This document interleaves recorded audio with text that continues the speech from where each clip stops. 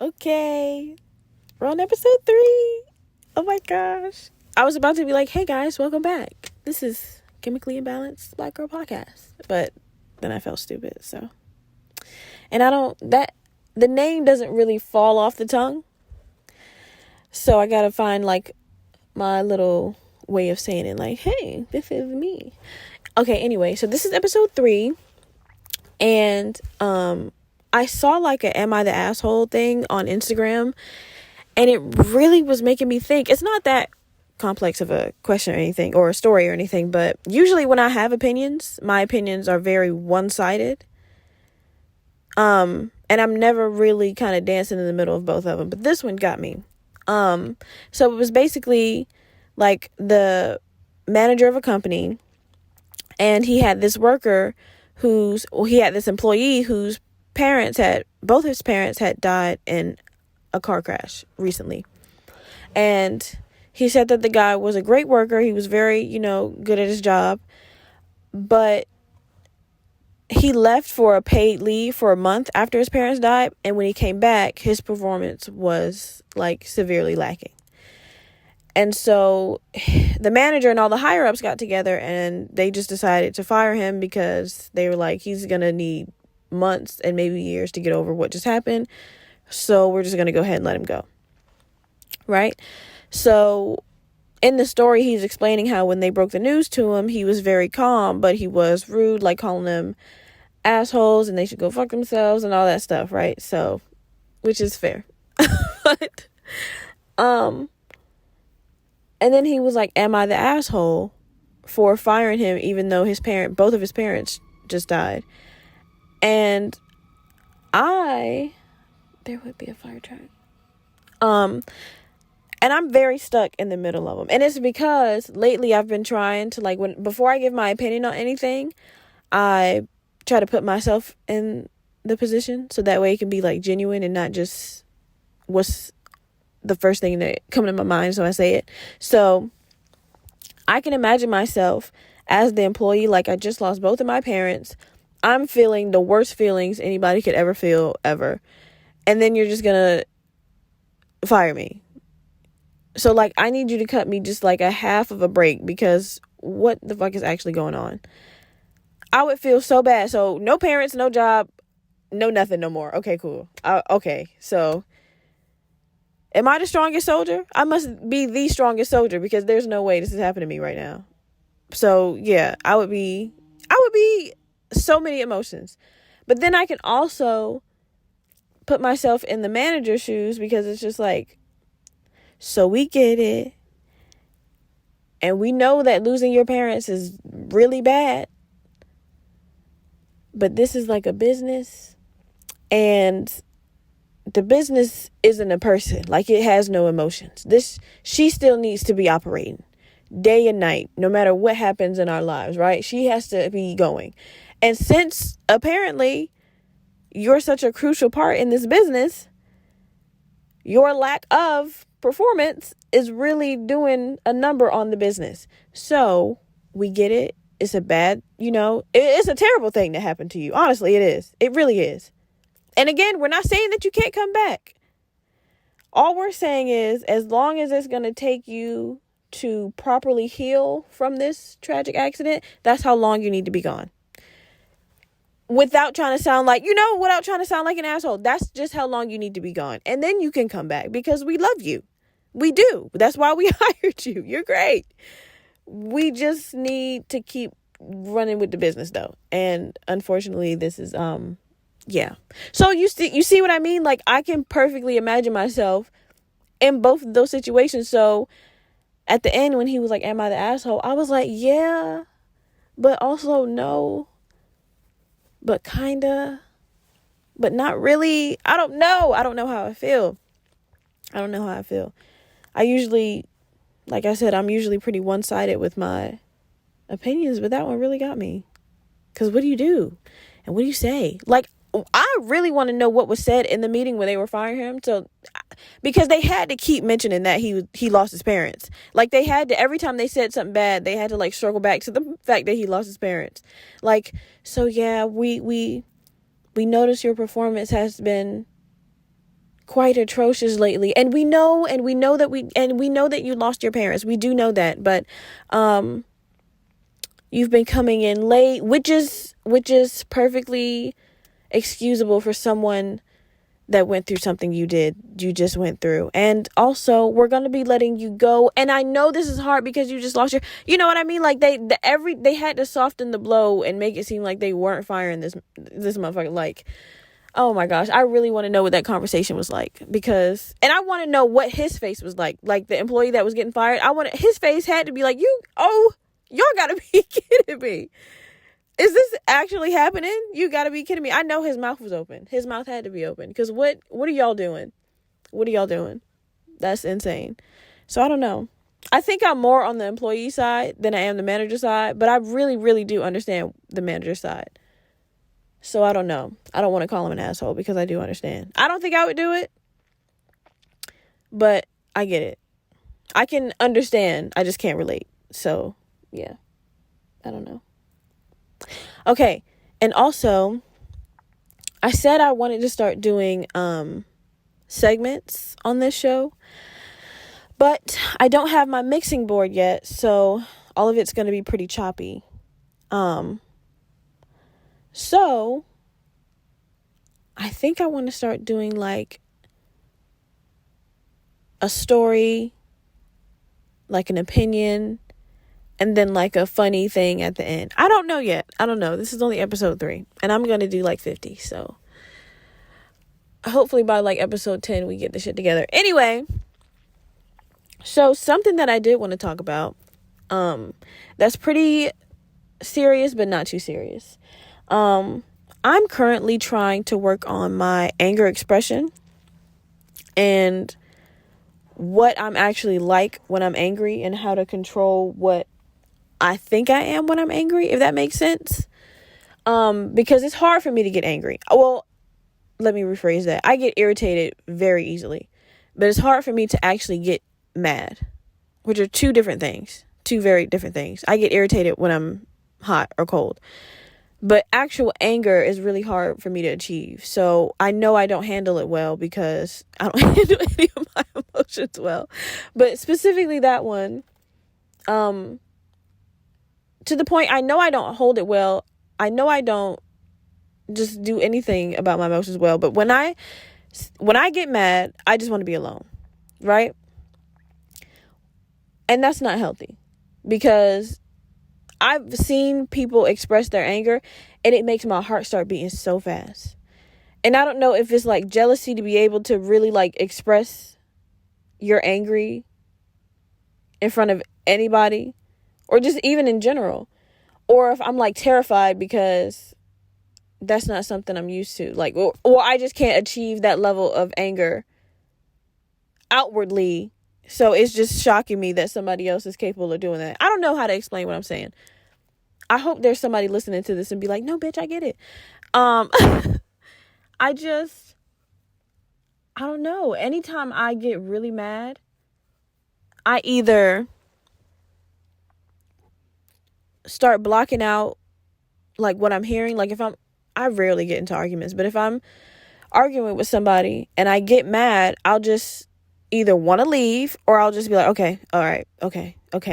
Because the more okays I say, the less my ears are hearing what the other person is saying. So I'm trying to like drown out the sound of their voice by just being like, cool, all right, okay, you got it, all right, perfect, love it, awesome, brilliant, delicious, so, and I need to stop doing that. But I don't do that. That's not like my go-to. My go-to is always to just leave and go to bed or just be by myself. But like I said, I've seen friends and they just, if something bad happens to them or they get irritated or they get angry, they just, they just express it. And I'm like, ooh, that seems like a lot of work when I could just go home and go to bed. 2, how are you so like, I don't want to say comfortable with yourself. How are you so in tune with your emotions that you can just show that emotion so well on the outside? I don't know. I don't know. Maybe it's because I'm just emotionally stunted. So I get surprised when anybody can actually genuinely show pure emotion. I'm just like, wow, you have those? Where'd you buy that? That's crazy. That's on Amazon. I need me some of those. So it's like a mix of jealousy and like secondhand embarrassment. Because I'm just like, I wish I could do that. But also, don't do that near me. Because I'm uncomfortable now. You know, that's so weird. That's so weird to say. Oh, but I don't know. I've just been thinking about all the times where I've been mad and I handled it wrong, or all the times where I wish I could have expressed some type of emotion, or especially anger, because that certain situation deserved it, or it needed it, or it would have even made it better. But I choose to be silent, distant, and alone. Because I'm just like, I'm not yelling at anybody. I'm not putting all this effort into this one emotion I don't even want to be feeling, when I could just be by myself and be calm. So, yeah, that's something that I'm working on. And I have a therapist now, which I was really against like a month ago, maybe 2 months ago, maybe 3 months ago. I'm lying. It was maybe a couple months ago. I was really against it in the beginning, period. But I went on the website, like Therapy for Black Girls, and I found a really good one, and she be having me weak, and she be laughing at my jokes. And it's not because I'm paying her. It's just because I'm funny, and she know that. And so I like that, because I be giving her the good jokes too. I be thinking of a joke, and then when we talk, I be saying it, and it land perfectly every time. I'm like, yeah, I knew that was going to hit. I knew it was. I knew it. But yeah, so when I talk to her, I'll be telling her about like how to work on my anger expression. Cause I mean, the most emotion I show when I get angry is that my heart be going like 1,000,000 miles a minute. My heart beats so fast when I'm irritated or upset, and I don't know why. But as far as like, yeah, being like, oh, I'm so angry. Like, see, I don't even know how to, but I know what it looks like. So I don't know why I can't do it. I can't do a lot of things that involve my emotions, but you know what? That's not what this episode is about. That's not what this episode is about. And then also, let's say I am in a situation with another person that involves some type of like anger expression. I can't stop thinking of another word. This involves some type of, theatrics. I don't give it to that person, but when I get by myself, I give it all to myself. And it's just like, why didn't you have that energy for the other person? Like, why are you beating yourself up? It's not even your fault. You didn't even start it. This kind of really don't got nothing to do with your ass. You just somehow got here. But I be tearing my ass up. I do. And I already be doing that, regularly. It's like, why are you bringing a flamethrower to a gunfight? Why would you do that? But yeah. So, I don't know. That's something I really got to work on. And I can tell that I'm getting closer to what I want with my anger expression, because I don't know. I hate when I have a thought and then I lose it. But honestly, I can tell that I am getting better with it, because I'm trying to like actively change it now. So, yeah. So hopefully I'm gonna give it to like, I say 28. I feel like 28 is going to be like peak Zaria. And I don't know why. Hopefully it is, because that's a while from now. So, I mean, it's not really a while, but I don't even want to think about that. That's going to make me cry. It's not going to make me cry, but it's going to piss me off, because it's really not that far. That's crazy. That's gross. It's not. If anybody's 28 and listening, you're not gross. You're delicious. Don't. I'm just, please, just allow it.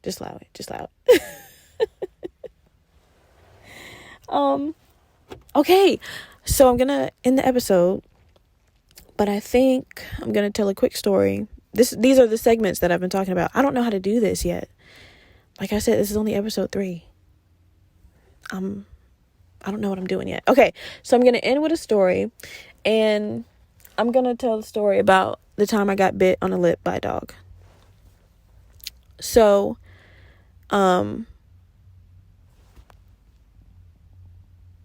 readjust. Okay, so I got bit by a lip on a dog. I got bit on the lip by a dog when I was living in Virginia. And I have this problem where any small, big, scaly, furry, hairless animal I see on the side of the road or like by itself, I have to like become its mom. And I don't know why I do that, but I just immediately like get this like maternal energy. I'm just like, let me have you. You need to come home with me, basically. So it literally any animal, a tortoise, a raccoon, a cat, a dog, not squirrels, but you know what I mean. So I'm driving, and this was like maybe 2017. So I'm driving, I don't know where I'm going, and I turn the corner like a couple blocks from my street, and I see like this little baby dog, and I was like, oh my gosh, I have to have it. So I do a U-turn and I go back, and it was like a Roddy pit bull mix, I think. It was so cute. And I could tell it was young. It was probably 1 year old, but it looked younger than that. It was a big dog, but like I said, it looked young. So I'm like, oh my God, I have to have this dog. U-turn, I pull up to it. I'm in park, open door, and I'm doing the pss, pss, pss. I'm like, come here, dog. Come here. Let me pet you. So I could tell the dog like once it's like leaning back and forth. It's like, So in my mind, I'm like, he wants to come. He's just afraid. So I should get out of the car and go to him because he wants to smell my hand. I'm just too far, and he don't know me like that. So he'll want to just walk up on me. He don't know what I got in his car. So I was like, okay, cool. So I took off my seatbelt. Remind you, I was in the middle of the street. I pulled over. It's not even like one of those streets that you can pull over to the side on. I'm just on the side of that hoe in front of somebody's house, mind you. So I take my seatbelt off. I'm outside, and I'm literally on my knees, like with my hand outstretched to this dog like a fucking maniac. And I'm like, come here, puppy. Come here, puppy. And the dog like starts to growl. Why I don't get up, I don't know, because I'm not afraid of growling, but you know, that is a sign that you should probably leave the damn dog alone. So I just completely ignore the fact that he was growling. And I'm like trying to get under his chin to scratch. So he starts licking my hand, and I'm like, oh, he loves me. He loves me. This is the bond I was waiting for us to have when I saw you from the car. So I like scoot up a little bit closer to him, and I had my like face because I was like talking to him. I was like, oh, puppy. And so when I scooted up to him, I scared him, and he like jumped and nipped at me. But when he nipped, I had my face down like I was saying, and he bit my lip. And he didn't like let go right away, which is why I will never forget this story in my entire life. Is because it wasn't just like a nip and release. He was like, my lip was like dragged down. Like he was hanging from my lip for a little bit, for longer than 20 seconds, which was enough seconds for both of us to be uncomfortable, basically. And it just, first of all, it hurt like hell. I was bleeding and everything. But then I was like, somebody driving past, I know for a fact somebody driving past thinks that I was just making out with this damn dog. I know for a fact somebody was like, is she kissing that damn dog? I know it. I know that's what it looked like from the side. I know that's what it looked like. That's crazy. I was caught off guard. I didn't know what to do. And then I couldn't like put my lip in my mouth because it was just in a dog's mouth. So I was just like, my lip was just like, my mouth was just open, like, and then I was bleeding. I looked like a fucking zombie. It was disgusting. It was one of the very lower moments in my life. And the dog was home. By the way, the dog was home. I'm in his yard. But he just didn't have on a leash, and he was on the sidewalk. He was home. That was his home. And you want to know how I know he was home? It's because when I went to go get my bloody ass in the car, he just ran up on the porch and lay down. Now, the house was far away from the sidewalk. Like, it was one of those, main neighborhood streets that cars be on a lot of times.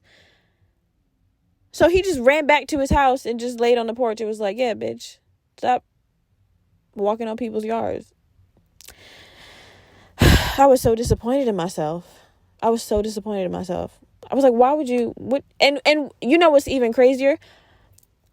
Besides the fact that hella people probably thought I was just French kissing a dog, the people that own the dog were probably in the house watching this, and they were like, he's gonna bite her. He about to bite her ass. She better stop. He go, see, I knew it. Look, now she bleeding. Now she bleeding. I'm not going out there to help her. You know what I mean? Like, I know they were watching me. My dumb ass. That was so stupid. But yeah, that's the time. And I still have a mark on my lip to this day. Still, it's never going away. He was about to rip my lip off. Of course it's not going away. But anyway, that's it, guys. That's it for episode 3. I know it's kind of like the audio is still crazy because you can hear every little movement I'm making. And I know I be stuttering a lot, but you know, I'm going to get better. Once I get the mix board, I'm going to be able to cop and I'm sick of this shit. I'll be able to cut and chop all of that shit out and it'll sound crispier. And then I'll be able to have an intro because I still don't know how to do that. Even though I have one, I just don't know how to do it. But when I do it, it's going to be fire. So that's it, guys. And I'll see you next time. Thanks for listening.